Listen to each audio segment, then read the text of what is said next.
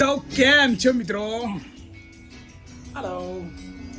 જો અમે પાટણ આવી ગયા છે, પણ આજે એક સરસ મજાની કોમેન્ટની વાત કરું છું કે આ ઘેર છે ને ઘેર બાબતે આજે ઘેર બાબતે હું વાત કરું છું મિત્રો કે ભાઈ શું છે કે હરિભાઈ અમે જ્યારે આમ થોડા લાંબા સમયથી થોડું કેવું કે ઉંમર થાય અને બહુ કામ કરો ને તો હાથમાં થોડો સ્નાયુઓનો ઘસારો થઈ જાય કે આવું થોડી તકલીફ થઈ જાય છે હાથમાં.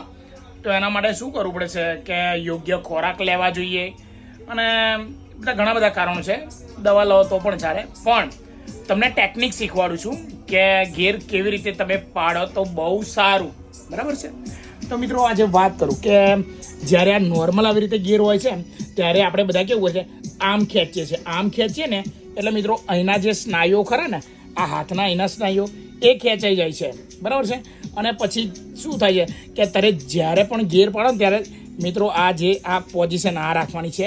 પાછળ પાડો તો આપણે આ રીતે આગળ પાડો તો આપણે આ રીતે ઉપયોગ કરવાનો છે, બરાબર છે? આ રીતે ઉપયોગ કરવાનો. પાછા પાડો તો પણ આમ સરખી રીતે યોગ્ય, આ કાંડાને બહુ જોર ના આવે એ રીતે ધીરે રહીને આમ ધીરે રહીને ખેંચવાનું રહેશે. યોગ્ય રીતે આમ આગળ લેવાનું હશે, પાછળ આપણે રિવર્સ લઈએ તો સાઈડમાં અહીંયા આનો વધારે ઉપયોગ કરવાનો છે, બરાબર છે? આ હથેળીનો ઉપયોગ જેટલો તમે કરશો ને તો તમારી તાકાત પણ વધી જશે અને તમને રાહત પણ મળશે. તો આ રીતે ગેર પાડવાના મિત્રો રહેશે, બરાબર છે? તો શું કે અહીંયા તમારા હાથમાં દુખાવો નહીં થઈ જાય. તો મિત્રો આ એક કોમેન્ટ હતી, એનો જવાબ આપ્યો છે. કોઈ આડી અવડી કોમેન્ટો કરતા નહીં, બરાબર છે? કે આમ પાડવાના ના આમ પાડવાના, રીતોની વાત નથી ચાલુ. અહીંયા હાથમાં દુખાવો ના થાય એની વાત કરી છે મેં. ચલો, જય હિન્દ, જય ભારત, જય માતાજી.